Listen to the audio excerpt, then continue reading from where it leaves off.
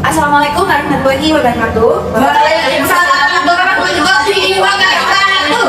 Selamat pagi semuanya. Bagaimana kabarnya hari ini para bahasa sekalian? Alhamdulillah baik. Oke, alhamdulillah. Nah, sebelum itu perkenalkan saya Mbak Nuria. Saya dipanggil Mbak saja ya, biar kita semua akrab di sini. Ini juga merupakan hari pertama saya mengajar mata pelajaran PKN. Nah, sebelum itu saya mau tanya nih, orang-orang yang ada di sini itu kita perlu kenalan dulu. Kenalan, namanya siapa? Lia Engra. Saya Sari. Saya Seka. Saya Alina. Saya Sawa. Saya masih ingin juga. Nah, kayaknya di sini enaknya saya yang udah ini mau manggil apa ya? Mbak Arja ya, Mbak Arja. Mbak Kakek ya. Iya, iya, iya. Nah, baik. Sebelum itu perkenalkan dulu ya materi yang akan saya bawakan. Nah, hari ini kita semua akan belajar tentang Bhinneka Tunggal Ika. Nah, siapa di sini yang sudah tidak asing lagi dengan Bhinneka Tunggal Ika? Yang sudah mau berbagi pengalaman mengenai Bhinneka Tunggal Ika? Boleh. Jadi saya punya teman yang beda dari Jawa Barat. Jadi kan dong yang suka dari kita gitu. Karena saya asalnya dari Barat. Oh, gitu. Jadi di situ terdapat perbedaan suku itu ya. Nah, cara menyikapinya itu seperti apa kan? Tentang menghargai saya silakan. Mungkin bahasanya beda. Tapi kita memakai bahasa yang sama itu dari Indonesia. Kita menghargai bahasa lain. Oh iya. Terima kasih ya Kak. Kalau untuk Mbak yang sebelah sini, Mbak Kaisa ya? Oh ya, desa ini saya kan keluarga di Borong dari Maluku itu desa saya banyak karena yang ini dari Papua. Nah, saya kalau di Papua yang dia itu di biasanya orang tanah ketika ada tanah itu kurangnya juga baik kan kadang-kadang kalau ini kan di nasi. Nah jadi saya lihat juga teman itu yang menjaga itu beda anak itu nggak apa-apa boleh tinggal kalau semuanya itu jadi kita tetap satu Indonesia. Oh iya, tahan beliau ya. Betul sekali. Jadi Bhinneka Tunggal Ika itu sendiri merupakan salah satu pedoman ya bagi kita sebagai warga Indonesia.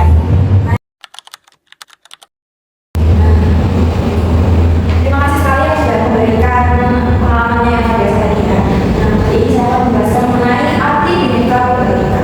Jadi secara filosofis, Bhinneka Tunggal Ika itu merupakan semboyan yang berasal dari bahasa Jawa kuno, di mana secara etimologis Bhinneka itu berarti beragam dan Ika berarti.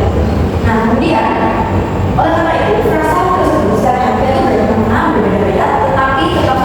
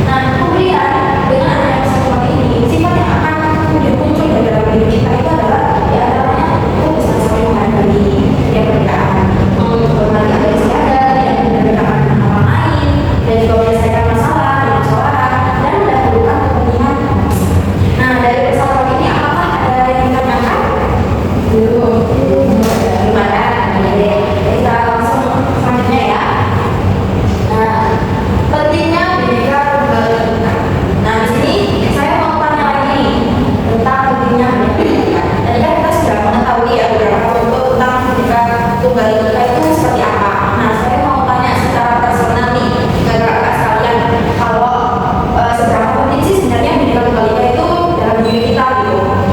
Bisa dimulai dari Mbak Sheila, silakan.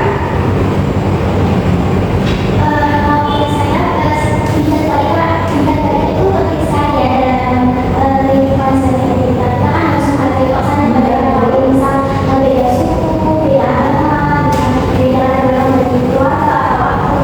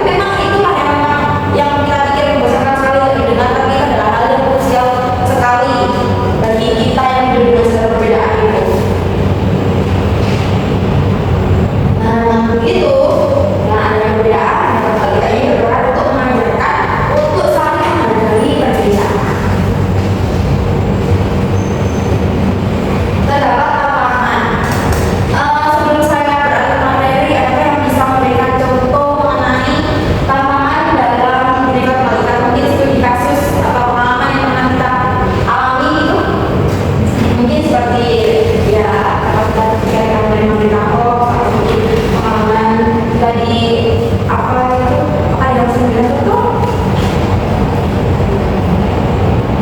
silakan. Oh, sudah mulai bosan ya materinya. Jadi katakan ya, saya ambil sedikit kasus mengenai adanya suatu suku yang mana dia itu merasa terhina karena perkataan salah satu komedian gitu. Nah dalam itu padahal di sisi lain klarifikasi dari kaum komedian itu mengatakan bahwa saya tidak berniat untuk mengambil kata-kata yang buruk untuk suku itu tadi. Namun karena suku itu merasa bahwa ini sudah sangat-sangat sebenarnya fatal sekali dan sehingga itu mereka berencana untuk melaporkan ke pihak berwajib gitu. Nah di sini pentingnya seperti ini. Memang mungkin secara klarifikasi dari si komedian tadi itu dia tidak maksud gitu. Tapi apa baiknya kalau kita itu jangan menjadikan bahan bagi sesuatu hal yang sensitif gitu bawaannya. Nah menurut saya suku agama ras itu sangat sensitif sekali yang mana itu sangat perlu kita hindari dan teman siapapun. Ya meskipun dalam klarifikasinya itu tidak mengarah ke sana, tapi kan karena dia menyebutkan nama sukunya gitu sehingga itu menjadikan suatu kemarahan dan suatu penghinaan dalam suku tersebut gitu. Nah dengan begitu hendaknya seharusnya dalam yang seperti itu kita jangan menjadikan sebuah hal yang berlucuan karena itu kan merupakan hal yang sangat sensitif. Nah di sisi lain juga kita juga hendaknya harus menganalisis mendalam dulu apakah benar ya yang diomongkan ini berupa ejekan atau apa gitu. Sehingga kita juga tidak mudah terbawa dengan sesuatu hal yang tidak benar gitu.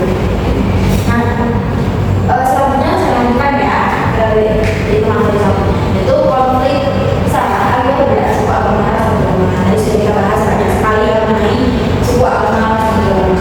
Kemudian kemudian berbeda sekali juga kita sudah membahas mengenai beberapa pendekatan yang beredar di media sosial yang mana kita perlu menyikapinya itu dengan secara hati-hati ya. Kita jangan sampai tergabah dan mungkin kita bisa terbawa dalam sesuatu yang kemudian menimbulkan emosi dan bahkan muncullah perkataan yang tidak pantas di media sosial.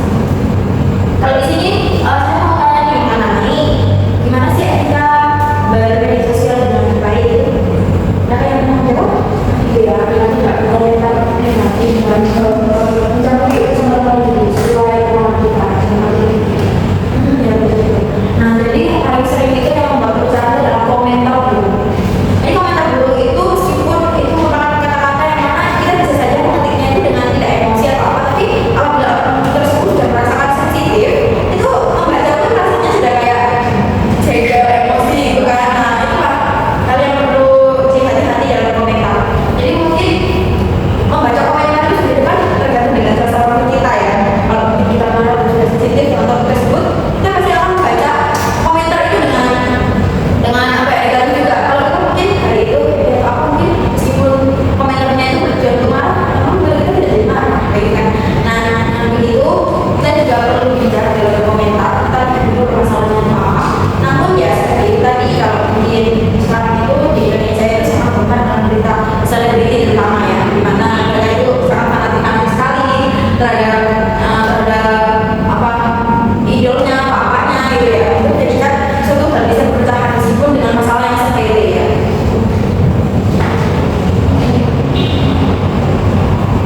Nah kemudian fanatisme berlebihan terhadap kelompok sendiri.